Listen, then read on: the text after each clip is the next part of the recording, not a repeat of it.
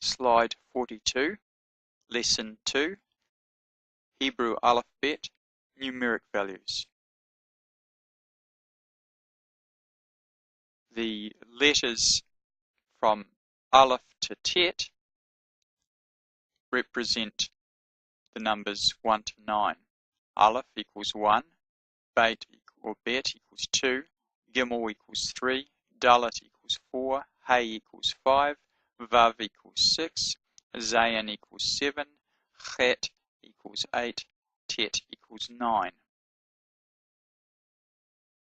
Now the letters Yod to Tzadi represent the numbers 10 to 90. Yod equals 10, Kaf equals 20, Lamed equals 30, Mem equals 40, Nun equals 50, Samak equals 60, Ayin equals 70, Pei or Fei equals 80, Tzadi equals 90. The letters Kuf to Tav equal 100 to 400. Kuf equals 100, Resh equals 200, Shin equals 300, Tav equals 400. And then the 5 final forms. Kaf, final Kaf or Kaf Sofit. Here's the Kaf here. Here's the final form. Kaf Sofit equals 500. Final Mem equals 600. Final Nun equals 700. There's a Nun here. There's a Mem here. Final Nun equals 700. Pei or Fei, final Pei, Pei Sofit, equals 800. And final Tzadi, Tzadi Sofit, is Tzadi here, equals 900. So letters are used for chapter and verse numbers, much like Roman numerals are in older English Bibles. For example, in Hebrew, if I want to say Genesis 1:5, I can write Bereshit, Aleph, Hey. Aleph equals 1, and the Hey equals 5. So I can say Genesis 1:5, Bereshit, Aleph, Hey.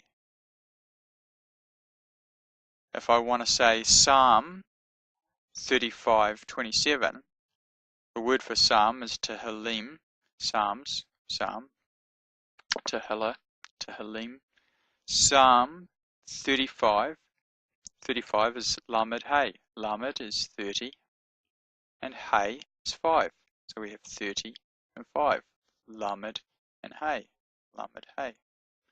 And so it's chapter 35, and it's verse 27, or Kaf Zayin. Is Kaf 20, and Zayin 7. So we have 20 and 7. 27.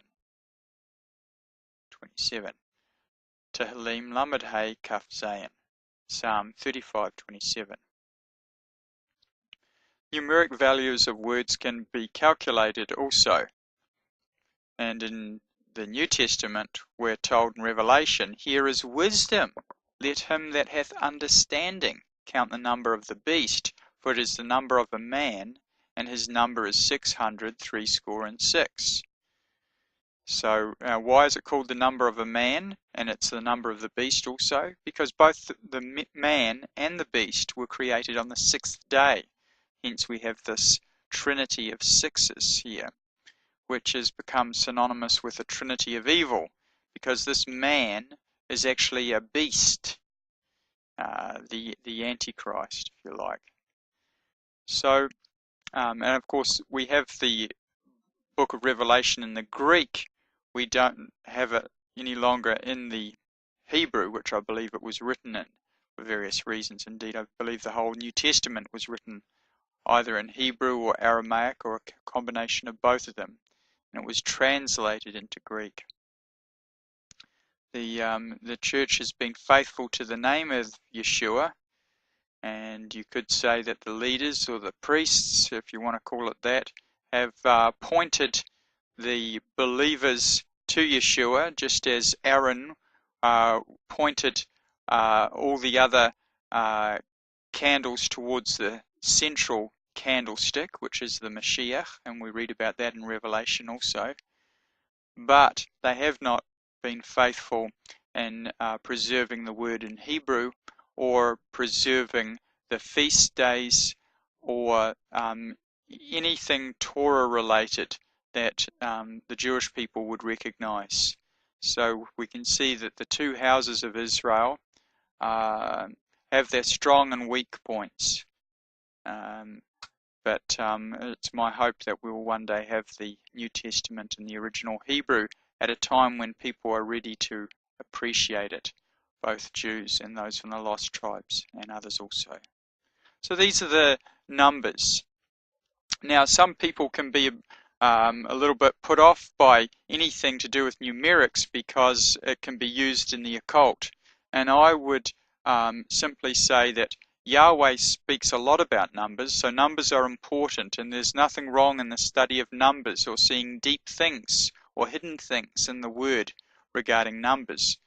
But I would advise, or I would ask, why do you seek to know deep and hidden things? Do you want to be like Balaam, who used his deep understanding to curse Israel?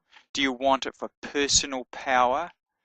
These are devilish and occultic reasons to know the deep and hidden things. The reason I want to know deep and hidden things is because I want to know the Word of God. I want to know Yeshua. I want to know the Messiah. And I want to please Yahweh. So I want to study His words. And numeric values of things can be helpful sometimes in understanding what Yahweh is talking about.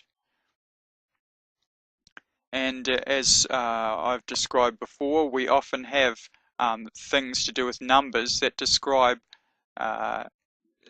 similar or related things. For example, anything with 7, there's often a pattern in sevens. We have the 7 churches or the 7 candles and so forth. We might have the number 4 or 400 shekels or 400,000 men, or this is related to the land and the price for the ownership of the land. So we have many, 9, the fruits of the Spirit. The numbers mean something, and a study of the numbers can help us to understand the Word of God. So it's not time wasted. Okay, well, hopefully you've just completed Lesson 2. And in Lesson 2, Part 1, we had a look at gender, plurals, duals, and adjectives. And in Part 2, numbers, cardinals and ordinals, days of the week and months, and numeric values of letters.